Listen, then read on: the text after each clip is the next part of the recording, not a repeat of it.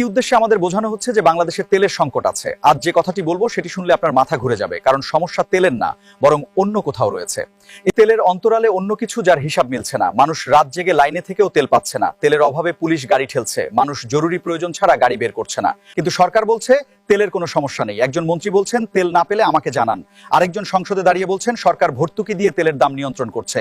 অর্থমন্ত্রী বলছেন চড়া দামে তেল কিনতে হচ্ছে, যা বেশি দিন কন্টিনিউ করা সম্ভব না। এক দেশ এক সংকট, কিন্তু তিন মন্ত্রীর তিন কথা। কোনটা সত্য, নাকি কোনোটাই সত্য না? এখন আসি আসল জায়গায়। শেখ হাসিনা বলেছিলেন বাংলাদেশ নিজেই অকটেন আর পেট্রোল উৎপাদন করে, এমনকি চাহিদার চেয়ে উৎপাদন বেশি হলে বাংলাদেশ সেই তেল রপ্তানিও করে। তাহলে পাম্পে অকটেন পেট্রোল নাই কেন? মানুষ রাত জেগে লাইনে কেন? এই তেল গেল কোথায়? আরো শুনুন, চট্টগ্রাম বন্দরে ট্যাঙ্কার অপেক্ষা করছে, কিন্তু তেল খালাস হচ্ছে না। যে হরমুজ দিয়ে বাংলাদেশের 6টা ট্যাঙ্কার পার হওয়ার অনুমতি পেলেও পার হয়েছে মাত্র একটা। তার মানে তেল আসতে পারতো, কিন্তু আনা হচ্ছে না কেন? আমরা তো সৌদি, কুয়েত, ইরাক এবং আমিরাত থেকে তেল কিনি। তাদের সঙ্গে আমাদের চুক্তি আছে এবং এগুলোর চুক্তি হলো লং টার্ম চুক্তি। পরিস্থিতি যাই হোক না কেন, এই তেলের দাম সবসময় ফিক্সড থাকে। তাহলে এই তেল না এনে সরকার চড়া দামে তেল কিনছে কার কাছ থেকে?